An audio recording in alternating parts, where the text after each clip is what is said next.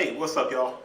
Making sure I get this video in, and I wanted to get it in because it's a part of a collaborative effort between Adidas and Star Wars. So you would think that the shoes would be performing very well. They have a Princess Leia version.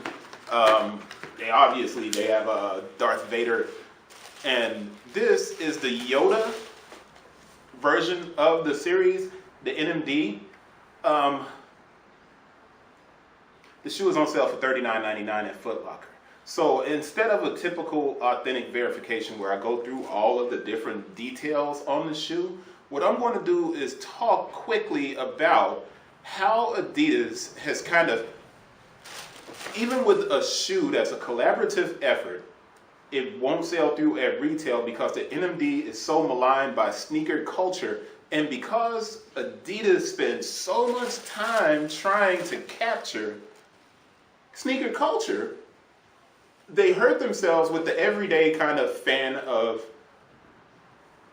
well, they hurt themselves with the everyday consumer. So I'm pulling these out so you can see this, because this actually has Dubray, and it's a hard kind of TPU Dubray with Star Wars on it, and do or do not, there is no try. Like I said, the shoe is ringing up at $39.99 right now. That's really not a good thing. So we see the box. Just make sure you guys see the box. The Adidas logo is on it, and the Star Wars logo on the top, and then on the top of the lid.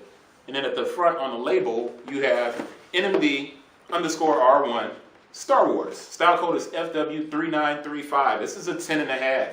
Not getting into the UPC and all of that. I really, really doubt that this NMD is getting bootlegged. I really doubt it. Adidas has had the opportunity. They did the Game of Thrones pack, very underwhelming. Now they have the Star Wars pack, very underwhelming. The Game of Thrones pack was Ultra Boost. There's some type of disconnect that happens with Adidas in their collaborative efforts for kind of mainstream things. When they align with, obviously, with Y3 or obviously with Yeezy and all these different kind of projects that they do on the side with sneaker shops, those collaborations, like Size, right? Size in the UK, those collaborations tend to be incredible. I mean, just incredible collabs. The shoes sell out like immediately. In the UK and in, the international market, Adidas is hot. What's happening in North America is really just not clear. I wish I could explain it in greater detail. I need to get up and do a close-up on these shoes so you can see all of the minor details of it. This line down the front of the toe. I watch all the Star Wars. Outside of these just being green and having the Yoda quote on the back at the heel and the Yoda on the tongue, there's nothing that tells me Star Wars here. The narrative or the story isn't really here, right? So on the inside of it, you have Adidas and Star Wars. Outside of that, I mean, what else could you do to make this truly a Star Wars shoe? I don't know, but I start thinking, like, when you see certain footwear and they're going to be connected to a film, then there has to be some element from the film that's immediately kind of, resonates with you. Let's get to the close-up, man. I was going to take this over and do a little bit longer. There is a sticker on the inside of the box, and that's a QC9. That's on the inside of the box. But let's go ahead and get to this close-up so you guys can see the shoe. There's not a lot to look at here, but this could have been really good. Could have been really good, but it's $39.99. If it's on sale at that deep of a discount, and there's a ton of them around, something problematic occurred with the launch of the shoe. Close. All right, so we get to look at the shoe a little bit closer, and you see there's a Dubray here at the toe box. I'm going to move that up so you can see it says Star Wars. And then the tongue itself has got Yoda on it. And that's a really cool feature, right?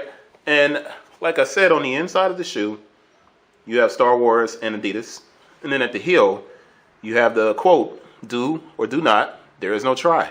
So outside of that, though, man, it's basically just your normal NMD.